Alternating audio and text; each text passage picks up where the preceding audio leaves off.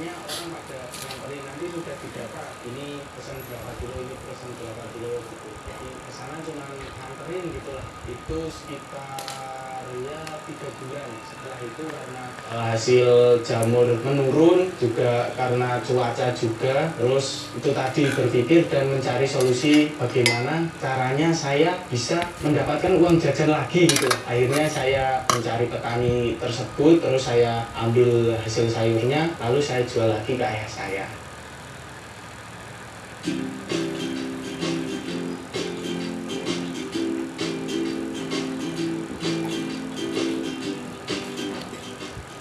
Jadi memang dulu saya diberi modal sekitar 6 juta untuk yang membeli hasil pertanian dari para petani. Dari bapak saya dikasih, nanti kamu beli ini. Jelang beberapa waktu, beberapa bulan itu kok hasilnya banyak, uang segitu itu kurang. Akhirnya saya memutuskan minta lagi, kok semakin banyak. Akhirnya saya usaha sendiri, gimana caranya saya bisa membeli hasil pertanian dari para petani. Dan juga ada yang dari petani itu ada yang dibayar dulu, ada yang dijualkan terlebih dahulu gitu. Itu dulu sekitar 4-5 bulan yang lalu itu bisa sampai 6-8 juta per hari. Untuk sekarang mungkin karena cuaca juga tidak mendukung, juga kekurangan air, apalagi di daerah Gunung Kidul ini di daerah yang sulit air, jadi banyak tanaman yang mati yang biasanya dalam jangka waktu tertentu itu masih bisa dipanen, tapi sekarang sudah tidak bisa dipanen. Jadi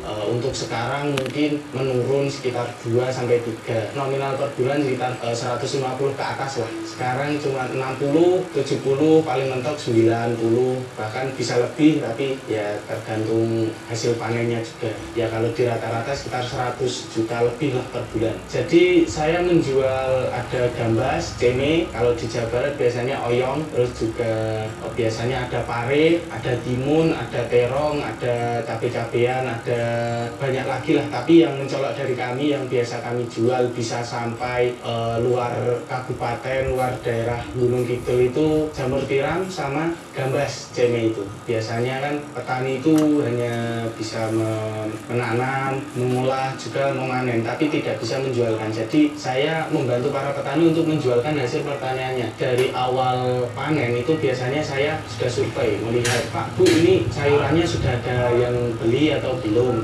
apa udah ada yang punya atau belum. Kalau belum, boleh saya beli, nanti saya jualkan. Nah, nanti kalau boleh ya kami ambil hasil pertaniannya, kami jual lagi. Terus nanti kalau ditolak atau udah ada yang punya ya sudah sudah seperti itu. Dan juga dulu memang saya mencari para petani untuk saya beli hasil sayurnya, tapi untuk sekarang alhamdulillah banyak petani-petani yang sudah mengenal saya, mengenal orang tua saya. Jadi banyak yang menawarkan hasil pertaniannya itu ke saya, biasanya ke saya, ke ayah saya. Tapi untuk mengansel semua urusan yang di petani itu biasanya saya yang mengansel, yang menghandle. Kalau jualnya kami biasanya kalau hasil pertaniannya sedikit mungkin hanya di satu pasar, tapi kalau hasil pertaniannya banyak, pasar klien khususnya sudah tidak bisa memadai menjualnya, mungkin kami bisa menjualnya ke pasar Wonosari, terus juga bisa ke pasar Prambanan, pasar Muntilan, dan untuk saat ini mungkin hanya 4 pasar itu. Iya, di wilayah Jogja. Ayah saya itu kan jualan eceran di pasar, dan di sebelahnya ayah saya itu ternyata kosong. Sekalian saja disewa untuk ya penyimpanan sayur tersebut. Jadi setiap saya memaking atau menerima hasil sayur dari petani itu biasanya saya menerimanya di pasar dan di kios itu. Kalau di pasar-pasar luar kami biasanya tidak mengantarkan, tapi biasanya orang dari pasar tersebut yang datang mengambil barang. Bisa dibilang distributor.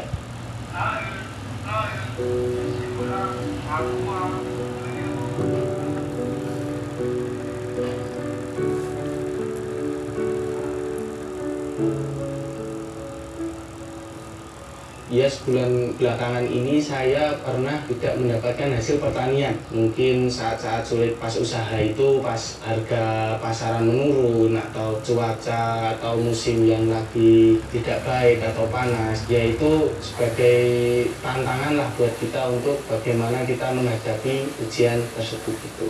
Untuk sekarang mungkin sulit barang, tapi untuk mulai Januari besok saya punya proyek sekitar 10 ton gambas per bulan, 30 ton gambas untuk proyek pertama. Nanti mungkin seterusnya ke sayur-sayur lainnya kita membantu petani mungkin meminjamkan modal atau memberikan modal tertentu untuk memberi tolong tanamkan sayur ini gitu.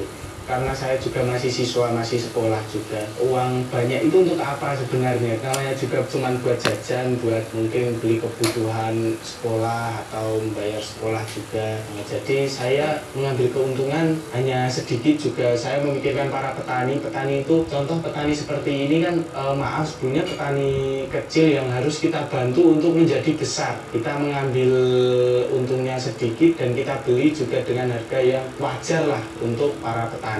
Dan juga untuk harga juga kita untuk gambas sendiri kemarin sekitar 4-5 bulan yang lalu ketika saya mendapatkan omset sebesar itu tuh kami mengatur harga gambas atau ceme di daerah istimewa Yogyakarta, di provinsi Yogyakarta terutamanya. Karena gambas atau ceme ini kan biasanya dikirim dari Boyolali, dari Klaten gitu. Tapi kita membuktikan bahwa hasil dari daerah istimewa Yogyakarta juga bisa bersaing dan kualitasnya juga bagus. Untuk mengatur keuangan saya dibantu oleh satu karyawan saya. Alhamdulillah karyawan sudah tidak sekolah, sudah lulus, sudah berkeluarga. Jadi untuk keuangan biasanya diatur oleh karyawan saya tersebut atau biasanya dibantu oleh orang tua saya. Untuk sekarang satu, tapi 4-5 bulan yang lalu itu ada 1 karyawan tetap yang sudah lulus itu dan 3 teman saya sekolah. Daripada di rumah nganggur main game atau gimana, saya ajak bantu saya, barang saya lagi banyak.